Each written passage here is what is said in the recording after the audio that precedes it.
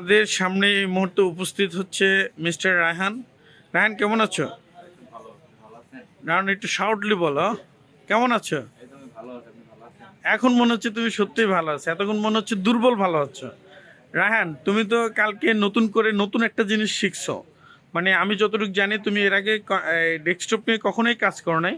আমি যতটুকু জানি যে এই অরিজিন ইনফরমেশন টেকনোলজিতে এসে তুমি গত কয়েকদিন থেকেই এই ডেস্কটপ বানানোর শেখার চেষ্টা করতেছো, এবং কালকে তুমি অনেকগুলো ডেস্কটপ বানিয়েছো।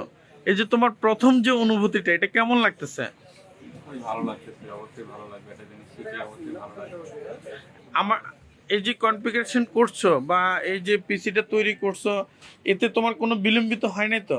মানে মনে হয় না যে আমি পারবো না পারবো, এরকম কিছু মনে হয়েছে কি? না না, এরকম কিছু মনে হয় না। আমি কালকে দেখছি যে তোমার ভিতরে সম্পূর্ণ কনফিডেন্স ছিল। মানে তুমি পারবা এরকম একটা উদ্যম ছিল। এটা হবে না কেন, এরকম একটা মানে তোমার ভিতরে একটা কাজ করতেছিল। অবশ্যই চেষ্টা করলে সবই সম্ভব। চেষ্টা করলে সবই সম্ভব, এই কথাটা সত্যি।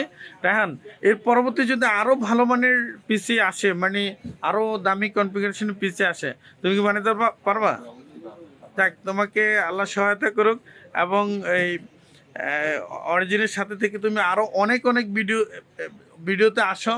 তোমার আমরা নেক্সট প্ল্যানিং করছি যে তোমার যখনই পিসি তৈরি করবা, সেই প্রোডাক্টের ভিডিওটা আমরা আমাদের ব্লগ অথবা পেজে দিব। কারণ তোমার এই নতুন নতুন ভিডিও কাজ শেখার যে আগ্রহ, এটা যেন তোমার সাথে সাথে আরও যারা দেখে, আমার যারা ভিউয়ার্স আছে তারা যখন দেখে, তারা যেন দেখে ইন্সপায়ারিত হয়। কারণ ইন্সপায়ার করাটা একটা মোস্ট ইম্পর্টেন্ট জিনিস। এবং তোমার আগ্রহ দেখে, ডেস্কটপের আগ্রহ দেখে আমি খুব খুশি।